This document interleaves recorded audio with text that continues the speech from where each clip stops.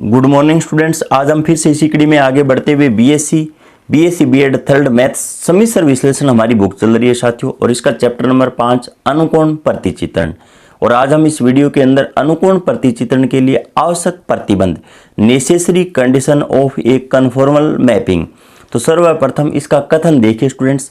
यदि W बराबर F Z समतल के डोमेन D से W समतल के डोमेन D' में अनुकोण प्रतिचित्रण है तो एफ जेड डी में जेड का विश्लेषिक फलन होता है।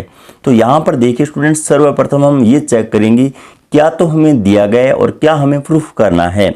अनुकोण प्रतिचित्रण तो हमें दिया गया है और विश्लेषिक फलन यहाँ पर हमें दिखलाना है। अनुकोण प्रतिचित्रण की जो डेफिनेशन है उसका अध्ययन हमने पिछले वीडियो के अंदर किया है। अवकलनीय चापों के मध्य कोणों के परिमाण और दिशा में कोई अगर परिवर्तन नहीं आता है तो उसको हम अनुकोण प्रतिचित्रण कहते हैं। और विश्लेषिक फलन का अर्थ ये हुआ CR समीकरण को क्या है, संतुष्ट करेगा। तो CR समीकरण हम जानते हैं और CR समीकरण यहाँ पर हम दिखला दें। CR समीकरण को अगर ये अनुकोण प्रतिचित्रण अगर संतुष्ट कर जाए तो हम कह देंगे कि जो अनुकोण प्रतिचित्रण के लिए जो आवश्यक प्रतिबंध है वो प्रूफ हो जाएगा। तो देखिए स्टूडेंट्स, ये क्वेश्चन अगर एग्जाम के अंदर पुटअप होता है तो पार्ट C के अंदर पुटअप होगा। यहाँ पर लॉन्ग क्वेश्चन के अंदर ये क्वेश्चन आने की संभावना रहती है। तो यहाँ पर प्रूफ के अंदर देखिए स्टूडेंट्स, क्योंकि W बराबर एफ जेड बराबर U plus iota V U x comma y plus iota V x comma y, इसलिए यहाँ पर U है वो XY का फलन है और V भी XY का क्या है, फलन है। उसके बाद में हम दो समतल लेते हैं, एक तो Z समतल और एक W समतल। यहाँ पर भी मैं एक समकोण त्रिभुज की आकृति ले रहा हूँ और यहाँ पर भी एक समकोण त्रिभुज की आकृति ले रहा हूँ। तो यहाँ पर x के अनुदिश मैंने dx लिखा है और y के अनुदिश मैंने dy लिखा है। यहाँ पर लघु चाप की जो लंबाई है अर्थात जो विकिरण है इसको मैंने ds से प्रेजेंट किया है। यहाँ पर W समतल के अंदर जो समकोण त्रिभुज के अंदर जो क्षैतिज मान है इसको मैंने du से लिखा है और ऊर्ध्वाधर जो मान है इसको मैंने dv से लिखा है। और यहाँ पर जो लघु चाप की लंबाई अर्थात जो विकिरण है इसको मैंने d सिग्मा से प्रेजेंट किया है। माना कि ds और d सिग्मा क्रमशः z समतल एवं W समतल में लघु चाप लंबाइयाँ है। तब यहाँ पर हम z समतल और W समतल के अंदर पाइथागोरस प्रमेय का उपयोग करेंगे। तो यहाँ पर देखिए स्टूडेंट्स, कर्ण का स्क्वायर बराबर आधार स्क्वायर प्लस लंब स्क्वायर होता है। तो यहाँ पर ds और इसका स्क्वायर बराबर dx और स्क्वायर और प्लस dy स्क्वायर, इसको इक्वेशन हम फर्स्ट मान लेते हैं। फिर यही काम W समतल के अंदर हमें करना है। तो देखिए स्टूडेंट्स, d सिग्मा स्क्वायर बराबर du square plus dv square, इसको इक्वेशन सेकंड मान लेते हैं। अब चूंकि अगर u और v वास्तविक चर x y के फलन है तो देखिए स्टूडेंट्स, du बराबर del you upon del x dx plus del you upon del y dy, dv बराबर del v upon del x dx plus del v upon del y dy। ये दो फॉर्मूले होते हैं और इन दोनों फॉर्मूलों का अध्ययन हमने चैप्टर नंबर 4 के अंदर कर लिया है। अगर चैप्टर नंबर 4 का अध्ययन नहीं किया है तो प्ले लिस्ट में जाकर आप चेक कीजिए ताकि आपको ये वीडियो आसान रहे।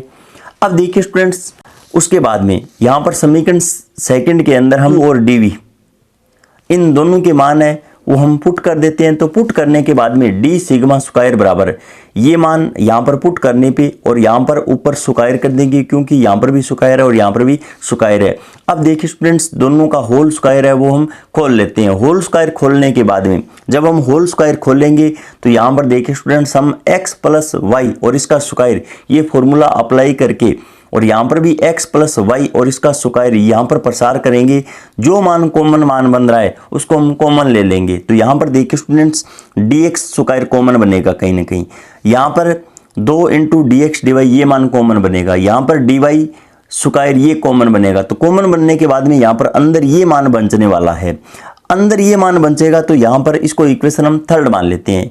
तो यहाँ पर देखिए स्टूडेंट्स, इक्वेशन फर्स्ट और थर्ड के अंदर यहाँ पर कॉमन बात ये है कि यहाँ पर तो ds का स्क्वायर है, यहाँ पे d सिग्मा का स्क्वायर है, यहाँ पे dx स्क्वायर है तो यहाँ पर भी dx से स्क्वायर बन रहा है, यहाँ पे dy स्क्वायर है, यहाँ पर भी dy स्क्वायर बन रहा है। लेकिन इक्वेशन फर्स्ट के अंदर हमारे पास 2 इंटू dx dy वाली टर्म नहीं है। तो इसको मैं यहाँ पर 0 into d x d y लिख सकता हूं, इससे कोई फर्क नहीं पड़ेगा, ताकि आगे हम इन दोनों की तुलना कर सके। तो देखिए स्टूडेंट्स, परंतु W बराबर एफ जेड अनुकोण प्रतिचित्रण है, तो यहां पर अनुपात की बात कर रहा हूं साथियों। डी सिग्मा अनुपात डी एस दिशा पर निर्भर नहीं करता है। समीकरण फर्स्ट और थर्ड की हम तुलना कर लेंगे। तो तुलना करने के बाद में देखिए स्टूडेंट्स, यहां पर जो del you upon del X इसका square plus del we upon del X इसका स्क्वायर है, इसके बट्टे में तो हम 1 लिख देंगे, क्योंकि यहां पर भी डी एक्स स्क्वायर है, यहां पर भी डी एक्स है स्क्वायर। तो यहां पर इसका जो गुणांक है वो 1 है, तो यहां पर हमें बट्टे के अंदर इसका जो गुणांक है वो लिखना है, तो इसके बट्टे में तो 1 आ जाएगा। और डी वाई स्क्वायर, यहां पर भी इसका गुणांक 1 है साथियों, तो यहां पे del you upon del Y इसका square plus del we upon del Y इसका स्क्वायर, और बट्टे के अंदर 1 लिख देंगे। लेकिन यहां पर dx और dy की मेरे पास समीकरण फर्स्ट के अंदर कोई टर्म नहीं है, तो इसको मैं यहां पे 0 into d x d y लिखता हूं। तो यहां पर इसके बट्टे में जो मान लिखा जाएगा वो 0 लिखा जाएगा। क्या लिखा जाएगा साथियों? 0। और बराबर के अंदर हम एक कांस्टेंट मान है वो मान लेंगे, स्क्वायर मानेंगे। तो आगे देखिए स्टूडेंट्स, हम अनुपातों से तुलना करने पे किस प्रकार से मान पुटअप करते हैं। तो यहां पर आप देख सकते हो कि इसके बट्टे में मैंने 1 लिख दिया है, इसके बट्टे में 0 लिख दिया है, और इसके बट्टे में 1 लिख दिया और बराबर स्क्वायर मान लिया है मैंने। अब यहां पर इसको फर्स्ट, इसको सेकंड, इसको थर्ड और इसको फोर्थ मान लेते हैं। अतः प्रतिचित्रण के तुल्य कोणी होने के लिए आवश्यक प्रतिबंध है। यहां पर देखिए स्टूडेंट्स, तुल्य कोणी, और तुल्य कोणी का भी हमने अध्ययन किया। तुल्य कोणी के अंदर केवल परिमाण ही परिलक्षित होता है, दिशा नहीं होती है, तो उसको हम तुल्य कोणी रूपांतरण कहते हैं। इस डेफिनेशन का अध्ययन भी हमने पूर्व वीडियो के अंदर कर लिया है। तो यहां पर उसके बाद में देखिए स्टूडेंट्स, जो फर्स्ट पार्ट और सेकेंड पार्ट और फोर्थ पार्ट है, इससे अगर हम मान निकालते हैं तो देखिए students, del you upon del x का square plus del we upon del x का स्क्वायर, और इसको हम स्क्वायर के बराबर लिख देंगे, क्योंकि यहां पर 1 है और यहां पे स्क्वायर बट्टा में 1 लिख सकते हैं। तो पहले और चौथे पार्ट को हम बराबर करते हैं तो ये रिजल्ट निकल कर आएगा। फिर हम अगर थर्ड और फोर्थ को इक्वल रखते हैं तो यही मान हमें प्राप्त होने वाला है, तो इसको इक्वेशन हम 4 मान लेते हैं। उसके बाद में हम सेकेंड और फोर्थ को अगर इक्वल रखते हैं तो यहाँ पे 0 इंटू स्क्वायर 0 बन जाएगा बराबर में। तो यहाँ पे del you upon del x into del you upon del y plus del we upon del x del we upon del Y बराबर 0, इसको इक्वेशन 5 मान लेते हैं। अब उसके बाद में हमें तो यहाँ पे CR समीकरण दिखलानी है।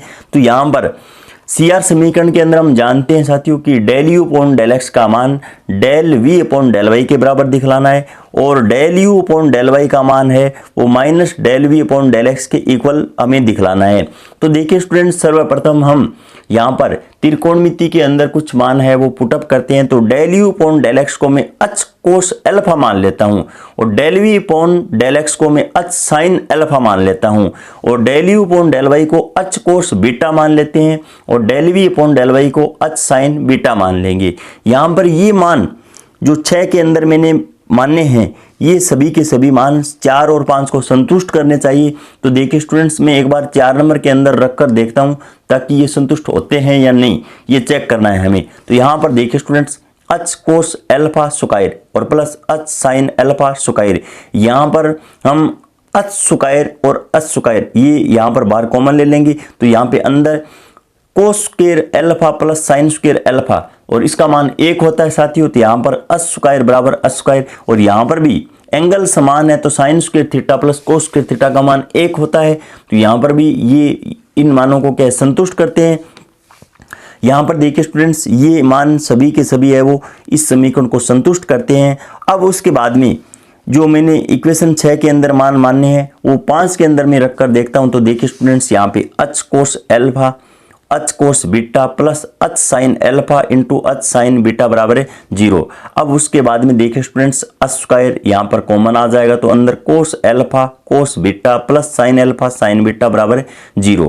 यहाँ पर 2 कंडीशन बनती है साथियों, तो या तो अच स्क्वायर का मान 0 होगा, या फिर ये मान है वो 0 के इक्वल होगा। तो अच का मान तो हम 0 ले नहीं सकते। तो देखिए स्टूडेंट्स, यहाँ पर कोस अल्फा माइनस बीटा बराबर 0, क्योंकि ये कोस अल्फा माइनस बीटा का फॉर्मूला बन जाएगा। अब कोस के पदों में 0 मान है वो π/2 का होता है। तो यहाँ पर अल्फा माइनस बीटा बराबर प्लस माइनस π/2। तो यहाँ पर अल्फा का मान है वो मेरे पास बीटा प्लस माइनस π/2 निकल कर आ जाएगा। अब उसके बाद में हम केस फर्स्ट और सेकंड ले लेते हैं, और एक बार तो यहाँ पर हम पॉजिटिव चुन लेंगे और एक बार नेगेटिव चुन लेते हैं। तो कौन सा मान है वो CR समीकरण को संतुष्ट करता है, वही हमारा इक्विवेलेंट एंगल माना जाएगा। तो यहाँ पर केस फर्स्ट के अंदर अल्फा बराबर बीटा प्लस पाई बटा 2 ले रहे हैं हम। तो यहाँ पर देखिए students, del you upon del x का मान निकालेंगे। तो एच कोस अल्फा, और अल्फा की जगह यहाँ पे बीटा प्लस पाई बटा 2 रख देते हैं। तो यहाँ पर कोस 90 प्लस थीटा, और यहाँ पर माइनस होता है साथियों, माइनस एच साइन बीटा कर देंगे।